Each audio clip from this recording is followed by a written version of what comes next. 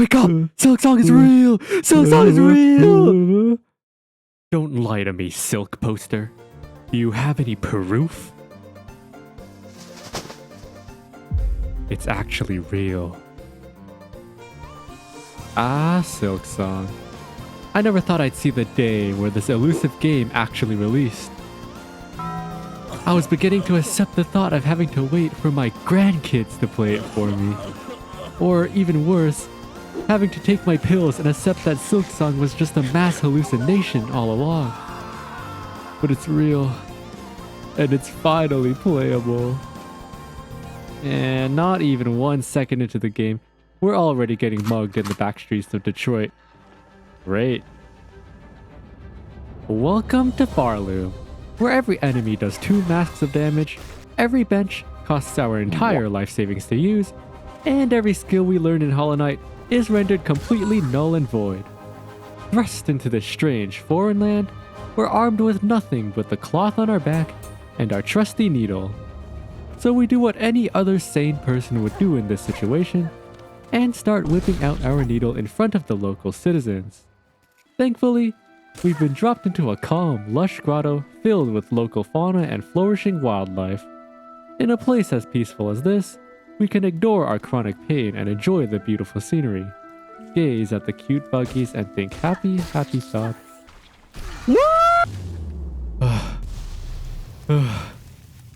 Can't we catch a break for 1 second?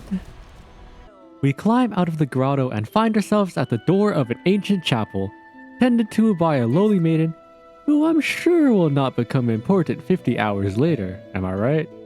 She tells us that this kingdom is cursed, its citizens controlled by a higher being. This sounds oddly familiar. To find our answers, we'll have to ascend all the way to the Citadel at Pharloom's peak. But for now, we're left with many lingering questions like, whose bones are these? And is Hornet void?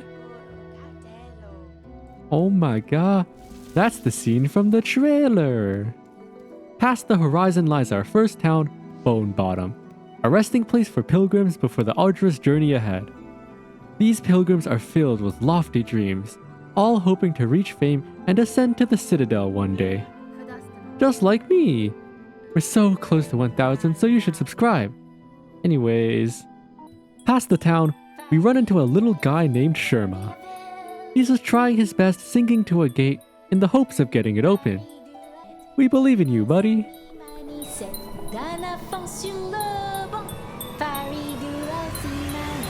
Sorry, where were we? Oh yeah. Up and around and back again, we find a comically oversized lever. And would you look at that? The gate's open. Your singing paid off, Sherma. Good for you. We proceed down the corridor, get forced to pay our taxes by a bench, and enter the marrow. A gloomy place where you can find bones, bones, and more bones. Even the spiders wear bones. Spooky. On our way up, we meet Chakra, our resident map lover. She's like Cornifer, but way cooler because she can throw donuts at people. Yummy. Now we have a map, which is perfect for the directionally challenged. And equip the compass, which you know will be staying on for the rest of the game. We continue onwards, stumbling across a big girl tangled in a crisscross of spiderwebs. But we're too weak to break them right now, so we're forced to leave her behind. I'll come back for you, I promise. Taking some very unnecessary paths to farm some aura, we make our way to an ominous structure with a familiar looking symbol. Written on it is a cryptic message that seems to know a little too much about us. Very interesting. Too bad I can't read. We bind the powers of this ancient civilization, obtaining our first silk skill, the Silk Spear. Our newfound power allows us to throw our needle with lethal force, penetrating anything in its way. We take a quick detour after meeting an old witch, helping her brew enough Mountain Dew to kill a Victorian child, then head back to the Bell Beast to free her from the spider's clutches. But she's a little pent up after being trapped for so long, so we need to calm her down by giving her lots of pets. Aggressively. There. Who's a good girl? That's right, you are. You deserve so many pets and cuddles. I just want to hug you until the end of the world.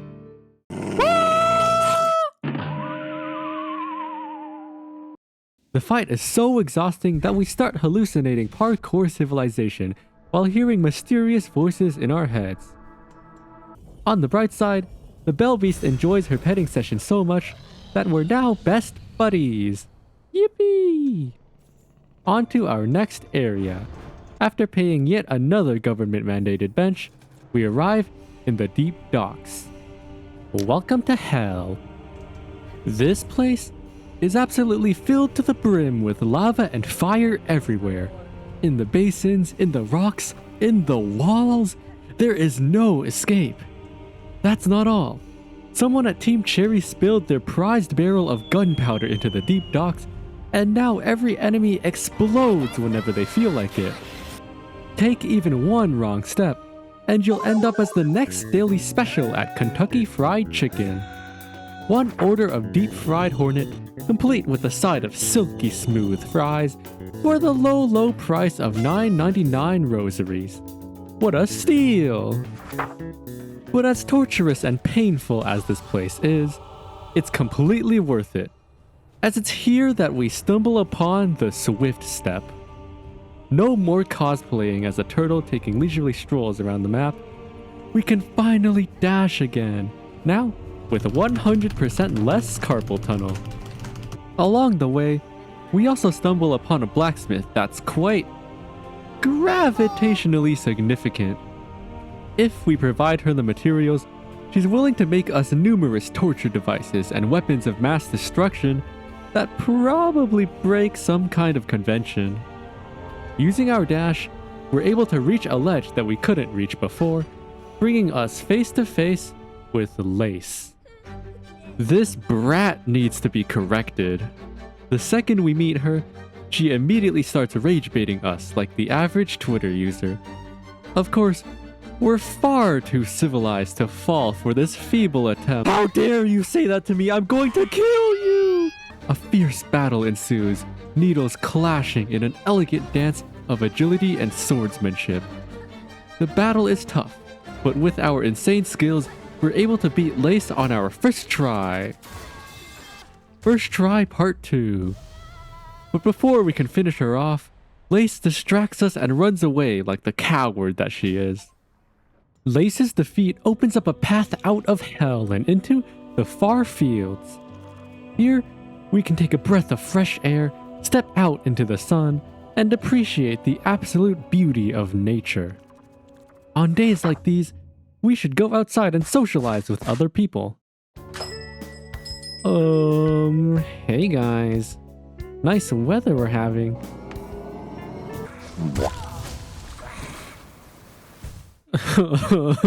Talking to people is hard. It's all good though. We can rest at this convenient inn in the middle of nowhere and let all our worries wash away. What? 30 rosaries to enter? Oh hell no, I'm broke and homeless. Further along the road, we find a suspiciously boss-shaped pile of rocks inside a suspiciously arena-sized area. Well, that's not ominous at all. Oh well, forget about that, because inside this giant tent is the seamstress, who's promised to give us an incredible gift. But only if we do a slop fetch quest first. Oh well, cue the montage.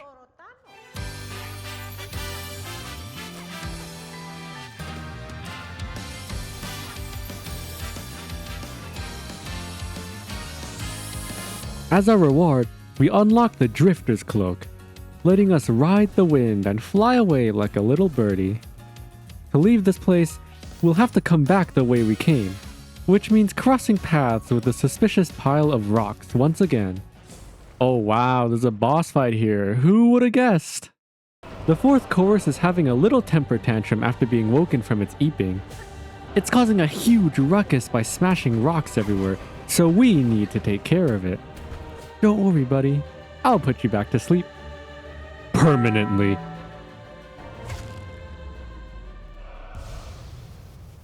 With the cloak, we can ride the currents to ascend all the way up, finally reaching Greymore. What, did you really think I was gonna say the Citadel? We're only halfway there. Grab your umbrella and raincoats because it's rainy season, and this place is so depressing, it's almost like I'm back in my university dorm. Anyways, right at the entrance to Greymore, we're greeted with the evil machine that conspicuously steals 20 of your rosaries. So, where did my rosaries go?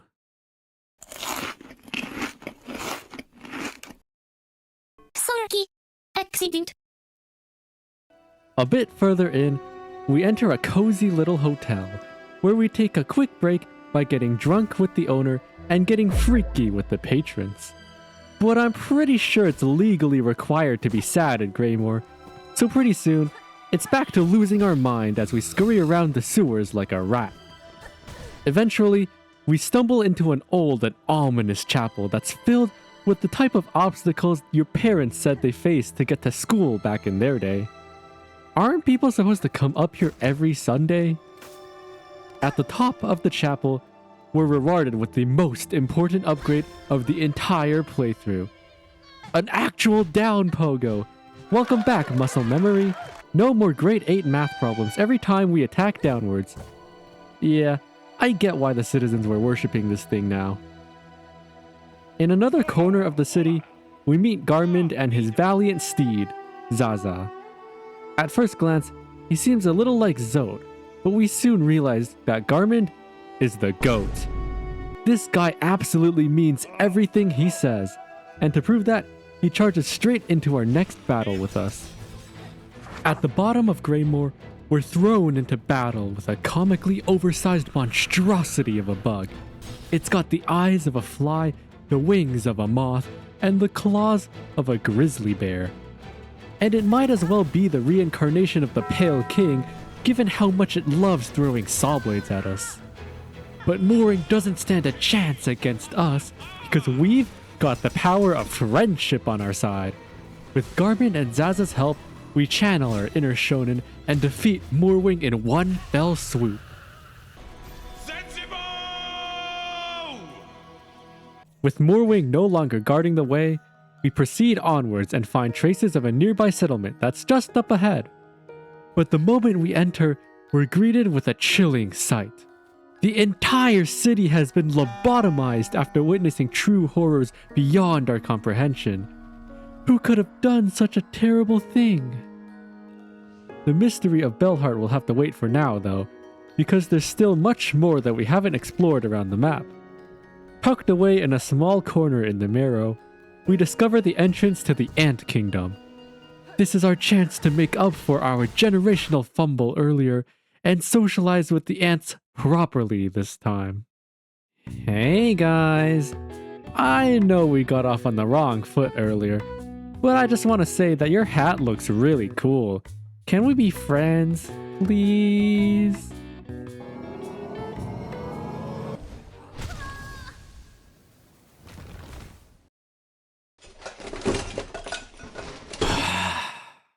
I didn't think it would come down to this, but you know what? I'm done with socializing. Those ants are gonna regret what they did to me.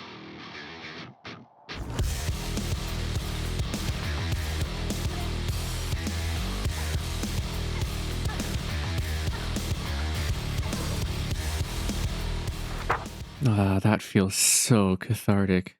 Oh hey, a nice place to rest right after my ant genocide. Don't mind if I do.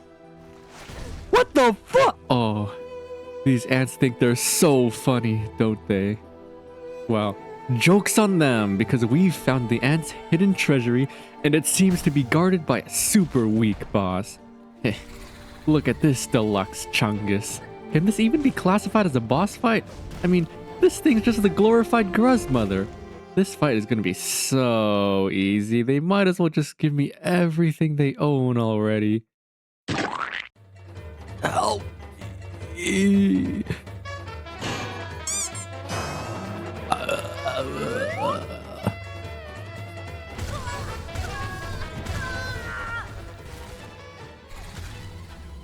Yes! After dozens of tries, we finally defeat the beastfly. But at what cost? I'm gonna need years of therapy after this. Our reward for surviving the trenches is the Beast Crest, which allows us to awaken the inner Sigma Wolf lying deep within us. What in the world is this attack? This crest sucks! Well, at least we'll never have to do that fight ever again. Oh hell nah! Slay one more to unlock journal entry? I'm gonna kill myself! It's okay, lambdiie. Calm yourself. Deep breaths. Let's go to a different area, shall we? We still need to figure out what happened to Bellheart. And the next area we need to go to is Shellwood, a calm and lush swamp. What better way to relax than taking a nice swim in clean waters on a hot summer day? Ah, finally I can unwind and take it slow. This is the perfect chance to stop and smell the roses. You know, I should have expected that. Nothing is safe in this god-forsaken game. Also, did I mention I have a pollen allergy? The swamp is home to many different organisms, and we run into a very galorpiful creature after waking her from her slumber. She wants us to find the 6 grimace shakes scattered across the swamp. For what exactly? Don't worry about that. I'm sure it's not important and won't have lasting consequences in the future. Oh, and we also get this cool accessory that lets us commit chemical warfare by poisoning all our enemies. You know, what's the point of something like the Geneva Convention if it's not meant to be broken, am I right? And to add to our list of war crimes, we need to beat up an innocent old lady who's blocking the path out of the swamp. Yeah, I see no issues with this. I'll do anything for a slight increase in power. And would you look at that? Our reward for bullying the elderly is the wall climb. That was 100% worth it. With the power of the wall cling, we can make our way up to the top of Bellheart and face the villain that's been tormenting its citizens. And it's another granny. I didn't know Bellheart was a retirement home. You think they'll let me in? We can't let our guard down though, because this granny's got moves. Widow's still in her prime, and one wrong move means getting multiple pounds of bells smashed straight into your balls. But Widow needs to train 100 more years to beat us, and the Battle of the Grandmas ends with our victory. We pry open her mask, absorbing her power into our needle and upgrading it into the Needlein. Finally, we've obtained the song in Silksong. Bellheart's been freed from Widow's clutches, but the town is still in a disastrous state. And since we're so generous, we agree to help them rebuild everything. Along the way, we also rescue some little goobers trapped in various strange locations, and help them return to the Flea Master. Ow! Sorry, that was weird. Something possessed me for a second. We also take the time to obtain some much needed upgrades, such as our first mask shard. Now, instead of taking 3 hits before dying, we still take 3 hits before dying. Yippee! There's only one more hurdle standing between us and the Citadel. The Blasted Steppes, a harsh, brutal desert designed to keep all but the most dedicated of pilgrims away. Even after braving the insane heat and fierce sandstorms, we'll have to fight our way through hordes of conch flies and guardian statues. I can't see the end of the horizon. ミクだよ。 Hatsune Miku! By some miracle, we make it to the only respite in this cruel area, taking a rest with another lone pilgrim who's been keeping himself occupied with a pair of dice. Gambling? Did someone say gambling? Aw, dang it. Aw, dang it. I can't stop winning. Oh, hey, Sherma. You're here too. I always knew you'd make it. Good for you. After an incredibly grueling journey, we finally reached the top of the blasted steps, with just one last boss standing in our way. The entrance is guarded by the last judge, the arbiter of the blasted steps. She weighs all our sins and determines if we're pure enough to join the ranks of the Citadel. I deserve to go through. I've never done anything wrong in my entire life. Yeah, so we've got you on trial for murder of innocent civilians, torture and inhumane treatment, usage of poisoned weapons, and destruction of property. Do you have anything to say for yourself? It was an accident?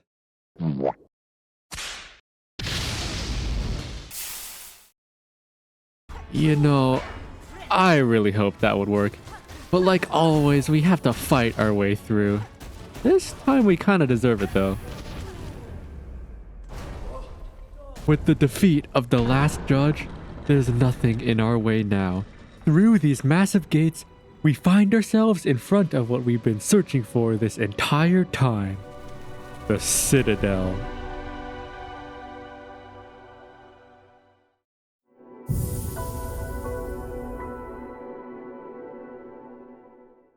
I can't believe we're actually here. Seems like no one's been here in a long time, other than us, 'cause we're the GOAT. Come on, stupid elevator, move! Surely if we hit it enough times, it'll work eventually. Uh-oh. I hate this stupid game!